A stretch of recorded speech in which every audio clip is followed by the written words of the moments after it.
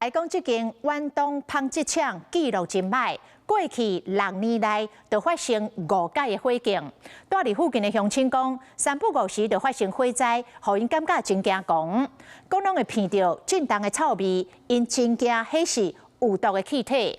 即届这个爆炸，毋但互大家困到半暝惊精神，嘛甲因厝内底玻璃砰破。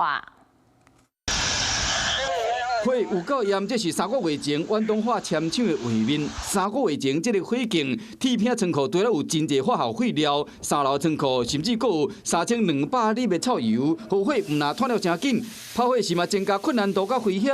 这6年来已经有500意外。哇，这太大了！2019年1月，承包商施工无照起工，伫拍电的时造成钢线烧起来，引起大火。2020年，工厂内放布各种臭油流出来，佮引起火灾。当时臭酸味有够重，住伫附近的人日常的生活受到真大影响。2022年3月，因为机械故障又佮导火。2024年11月，工厂排放系统故障又佮发生火灾。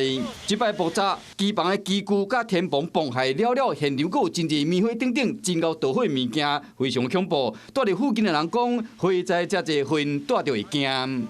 房间门、窗户都有稍许晃动，声音有很大声，但是好像人家炸弹炸过来的那种的感觉，那种声音。然后我们这边很多住家的玻璃，后面的那个玻璃都破掉。楼上是比较旧一点的窗户，所以它那个风势比较大，就单纯没有这个细节。